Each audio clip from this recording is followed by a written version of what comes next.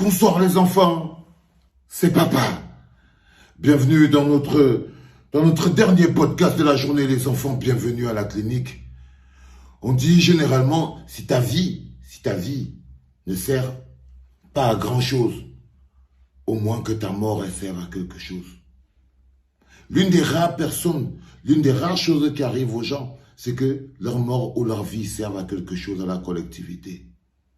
Martinez Zogo a trouvé sa place au cœur même des grands hommes de notre monde parce que sa mort a permis de fouiller à l'intérieur de chacun d'entre nous pour trouver ce qu'on appelle l'humanité, l'indignation, sentir la douleur de l'autre. Il a souffert pour que nous apprenions la compassion. Les enfants, ce soir, je voulais vous dire qu'un peuple se construit par des repères. Martinez a payé le prix cher et le prix fort pour que nous, le peuple, nous apprenions ce qu'on appelle la compassion. Souffrir quand l'autre souffre. C'est-à-dire qu'il a fallu qu'il soit horriblement, que sa douleur soit tellement grande pour que nous puissions enfin ressentir la douleur des autres, l'horreur de la souffrance qu'on peut infliger à l'autre. Et pour ça, Martinez rentrera à jamais dans la construction de ce que nous ferons de demain en termes de repères. Quand nous parlerons aux enfants, nous dirons, dans notre génération, dans notre époque, il y a eu Martinez Zogo.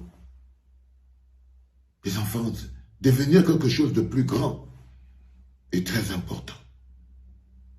Cette histoire nous amène à voir, Martinez nous démontre aujourd'hui qu'on peut être un animateur, un simple citoyen et déshabiller tout un Zomlois. Que ce n'est pas la quantité d'argent que les gens ont dans leur poche qui fait d'eux des hommes puissants. Martinez a démontré que tu peux être un journaliste, mais tu es 10 fois plus puissant qu'un Zomlois des Zomlois. Que tu peux le déshabiller en public. Que nous n'avons pas à flipper et à trembler devant les gens qui cachent leur petitesse derrière l'argent. Parce que l'argent, c'est un paravent. Hein. L'argent, c'est le paravent qui permet de cacher les petites âmes.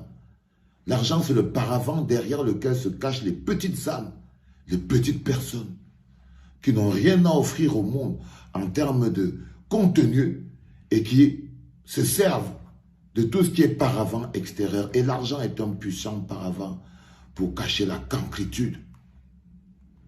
Et Martinez a réussi à nous démontrer et à démontrer au peuple camerounais que la raison n'est pas forcément au plus fort, que le mal ne gagne pas tout le temps.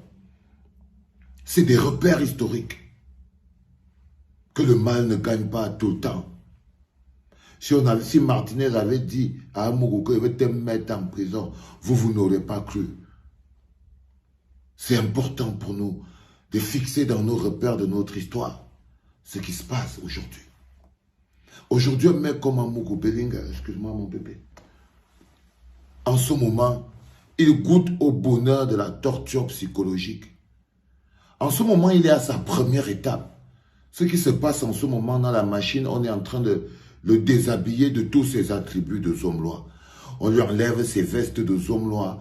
On est en train de le réduire en un matricule. Parce que pour qu'il soit à la charge de l'État, il faut qu'il soit réduit à un matricule. Et ça passe par la torture psychologique. Vous avez vu des informations qui entrent et qui sortent. Et je vous ai dit, il n'y a pas de fausses informations. Il n'y a pas de vraies informations. Il n'y a pas de mauvaises ou de bonnes informations. Il n'y a que des informations. En fonction de votre lutte, vous utilisez toutes les informations qui apparaissent dans votre environnement parce que vous êtes en lutte. Parce que vous êtes en lutte. Et en ce moment, ce qu'Amougou est en train de vivre, ça s'appelle la torture psychologique. On appelle ça le rentre dans les rangs et tais-toi. On lui enlève ses attributs. On est en train de l'humilier, on est en train de le dépouiller, on est en train de le braquer psychologiquement. Vous voyez, quand vous voyez dans l'information, on dit qu'Amougou est entendu chez le juge d'instruction. Mais il nous faisait ça tout le temps. On te dit que tu vas aller chez le juge d'instruction. Tu t'habilles, tu portes tous les habits, tu te prépares. Tu attends jusqu'à 18 h. On te dit que non, tu seras plutôt extrait. On dit qu'on va t'extraire. Amougou découvre que quand on parle de lui, on ne dit pas qu'il part, on dit qu'on va l'extraire. On va l'extraire. Toutes les informations que vous voyez, ce qu'on lui fait, c'est la torture psychologique. On lui dit, prépare-toi, on va t'amener chez le juge d'instruction. Il finit de se préparer, il organise ses avocats, tout le monde vient, il remplit les fiches, il prépare sa défense, il attend des heures. Vamoul qui attendait parfois les mois. Ça veut dire qu'on vient dire à Vamoul qu'à 7 h du matin, qu'il va aller chez le juge. Il va aller chez le juge. Il s'habille, il se lave, il attend une semaine. On vient lui dire que non, il ne sera pas extrait. Une semaine, il est en train d'attendre. Il y a des gens, quand on lui dit tu vas aller chez le juge, il attend 8 h, 9 h, 10 h, ça à 23 h qu'on vient le prendre, on l'amène chez le juge. Ça s'appelle la traque psychologique. On conduit avec toi. Tu crois que le juge est assis là-bas en train de l'attendre à 23 h? Non, il n'y a pas le juge. On le conduit. On l'amène jusqu'à devant et on le ramène. On lui dit que non, tu es au service d'État. Et c'est ça qu'on est en train de le faire en ce moment. On dit, il va aller chez le juge d'instruction, il se prépare, les avocats viennent, après on le ramène encore. Ça c'est pour le dépouiller de ses attributs de homme-là.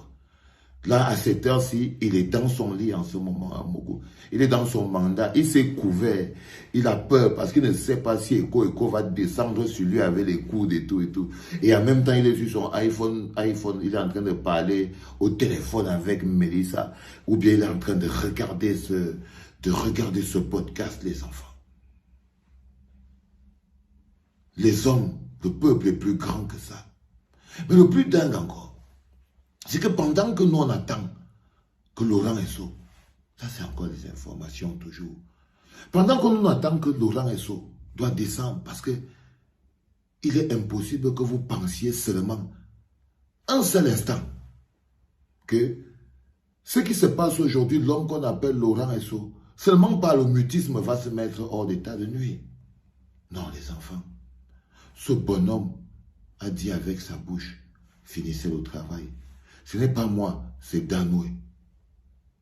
Et nous avons lancé une pétition. 27 000 ont signé cette pétition. Elle est toujours en ligne. Pour demander la démission du ministre de la Justice, dont la présence à la tête de ce ministère qui garantit le socle de la citoyenneté et qui est la garantie du peuple de vivre dans un état stable est en train d'être souillée. C'est le système qui se détricote. Et pendant qu'on est donc en train de penser à ça, devinez quoi? Les oreilles qui sont dehors nous font savoir que le dossier qui est plutôt sur la table, pendant que nous sommes en train d'attendre que le dossier de Laurent Esso qui soit posé sur la table, parce qu'il sait qu'il n'a plus sa place là, il doit démissionner, les enfants. Il doit être mis aux arrêts. Ces mecs ont fait du mal à ce pays, à un point où vous n'avez pas aidé. Il a atteint un niveau d'arrogance que nous ne pouvons pas le lâcher. Il ne doit pas être lâché. Et pendant que nous sommes en train de penser que c'est son dossier qui est au chaud et qui est posé en ce moment sur la table et qui doit être traité, on nous fait savoir que s'il y a un dossier qui est en train de circuler en ce moment, c'est le dossier de l'homme qu'on appelle Motazé. Il vient lui-même dessus sauter. Moi, j'en sais rien, frère. Moi, j'en sais rien, Mr. Motazé. Et tu as déjà dit que nous, ici à la clinique, nous ne sommes ni le journal, ni le commissariat. Il n'y a pas les scoops ni les informations. Nous, on prend les informations sur Internet, comme tout le monde, et nous les analysons en fonction de comment c'est important pour nous ou pas. Par exemple, si l'information que j'apprends, par exemple, est avérée que c'est plutôt le dossier de Louis-Paul Motazé que Pomba s'apprête à gérer. Ah, ça ne me dérange pas. Si je mange Louis-Paul Motazé avant Laurent Esso, ce n'est pas un problème. Si je peux manger Laurent avant et Louis-Paul, mais ce n'est pas moi toujours un problème. Ce n'est pas toujours moi un problème. Ça veut dire qu'en ce moment précis, si vous retournez dans le cadre des primaires chez les capules, l'homme à la punk est en train de faire un carnage. L'homme à la punk est en train de faire un carnage. Ça veut dire que l'homme à la punk s'est rendu compte que il n'est peut-être pas encore suffisamment fort pour attaquer Laurent Esso. Mais il doit avoir suffisamment d'éléments pour que sa prochaine cible soit lui, Paul Motazé. C'est important pour que vous compreniez. Parce qu'on est dans les primaires chez les clapeurs. Je vous ai dit qu'on peut monter, descendre, revenez toujours sur le basique. Hein. C'est qu'il y a une élection qui se prépare. C'est qu'il y a une élection qui se prépare. Et il y a un seul candidat qui est prêt. C'est le président Louis Maurice Kamto. Et le peuple. Et tous les jours, tout ce qu'ils font, c'est qu'ils sont en train de se faire détricoter eux-mêmes. Chacun d'entre eux cherche qui va prendre la place sur le fauteuil sardinique de Pomba. Ne dissociez pas l'assassinat de Martinez à la guerre de succession. Faites très attention les enfants. Il ne faut pas dissocier ces choses.